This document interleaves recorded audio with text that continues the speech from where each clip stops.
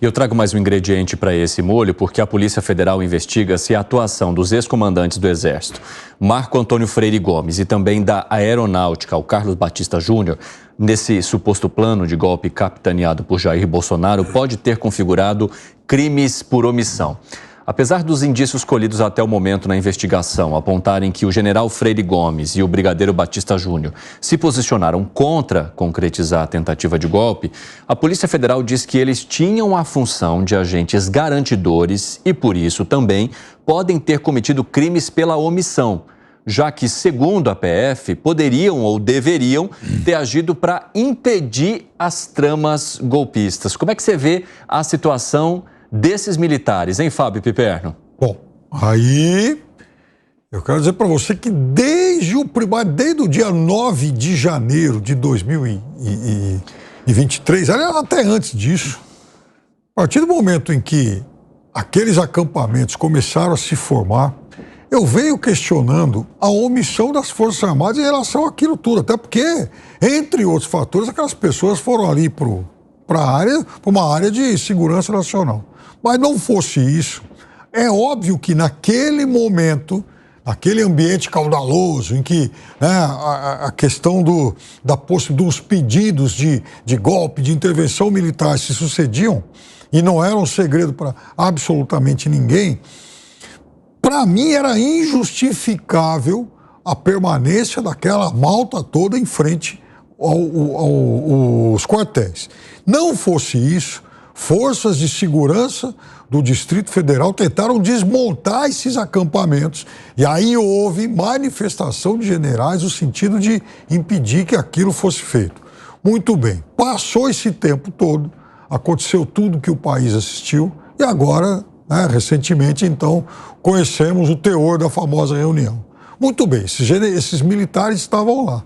E o mais interessante é o fogo amigo entre eles, porque a cada mensagem rastreada aí do Coronel Cid, e a cada vez que diálogos dele com o Braga Neto vem à tona, a gente vê como a atividade intensa do general Braga Neto, inclusive no sentido de manchar até mesmo a reputação de seus companheiros de armas. E aqui eu estava lendo no Globo de hoje, ele fala de outros, inclusive do general Tomás, que agora trabalha no governo Lula, é o ministro do Lula. Então o Braga Neto, inclusive na matéria de hoje, mostra o Braga Neto incitando esse coronel Ailton, esse outro doido aí, a divulgar imagens contra a reputação do general Tomás Freire.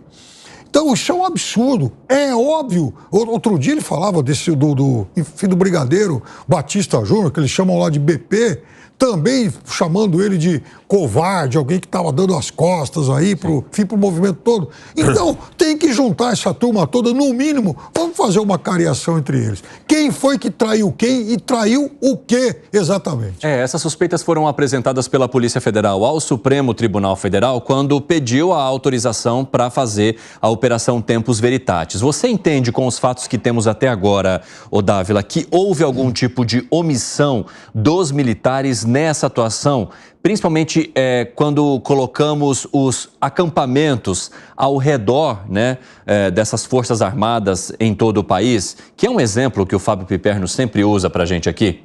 Eu penso duas coisas. As pessoas estavam completamente desarmadas, estavam lá em apoio, solidariedade. E aí o Exército tem que dizer, não, isso aqui nós achamos que por causa de segurança nacional não devem estar aqui ou não. Mas não era que estava um monte de gente se armando na frente do acampamento para fazer alguma coisa. Era gente desarmada que estava dando apoio ao presidente Bolsonaro. Então, assim, eu não vejo isso como perigo à democracia. Eu não vejo. E aqui eu gostaria de lembrar uma outra coisa. Eu conversei pessoalmente com vários integrantes do alto comando das Forças Armadas muito antes dos episódios, muito antes das eleições. Sempre houve um enorme mal-estar no comando das Forças Armadas com os militares que estavam participando do governo. Então, já existia, Piperno, essa divergência dentro dos militares. Porque quem era de carreira, quem comandava a tropa, sempre manifestou, lógico que não publicamente, mas manifestava para Não precisava ser nenhum muito íntimo, mas qualquer um que tinha uma conversa reservada, em conversas reservadas, o enorme desconforto de ter membros das Forças Armadas participando do governo.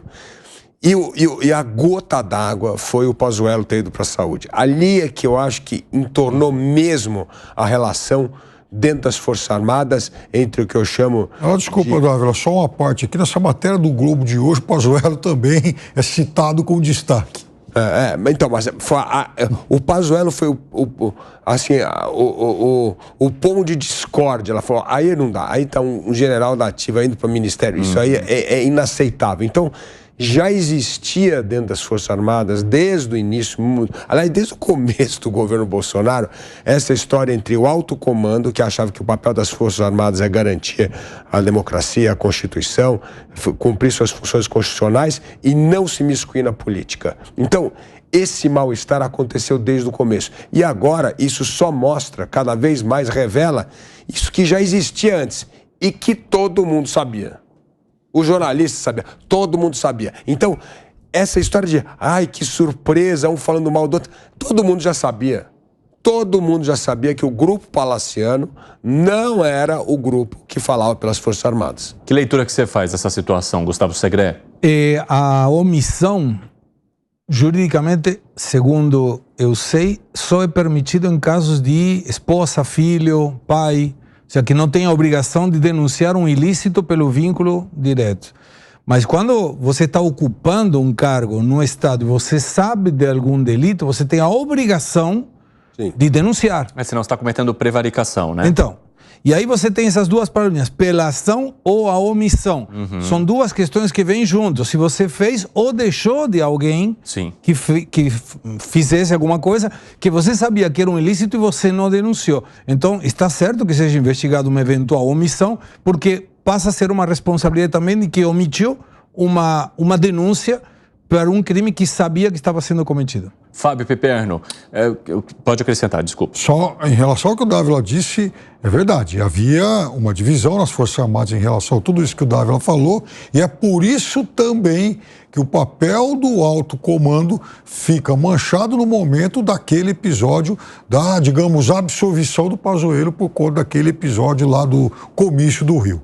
Então, aquilo também é algo que não pode ser esquecido. E, veja, isso fica mais evidente agora a partir desse monte de declarações que vazam do general Braga Neto, simplesmente um ex-ministro da Defesa e candidato a vice-presidente da República. Então, quando ele cobra desses diálogos um outro companheiro de farda que não aderiu, né, àquele movimento todo, então é importante que ele seja questionado pelas autoridades para explicar o que ele quis exatamente dizer com aquilo.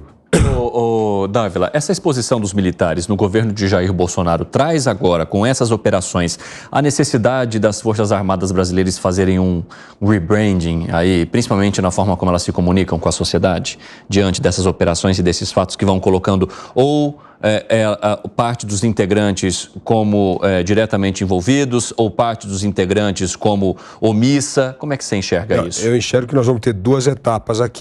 A investigação comprovando que esses militares estiveram envolvidos numa tentativa de golpe. Eu disse isso ontem. A justiça do Exército vai puni-los, vai caçar patente e vai afastá-los. Porque aí tem a regra também, que é a regra interna. Justamente. Né? Então, o que eu acho... O que seria uma novidade na história, mas então, a história republicana. Mas o que eu acho que vai acontecer é que a ala legalista e constitucionalista, que é a maioria no comando do Exército, vai ter poder para expurgar pessoas, e isso que participaram, evidentemente, de ações antidemocráticas, mas eu acho que vai ter mais uma coisa.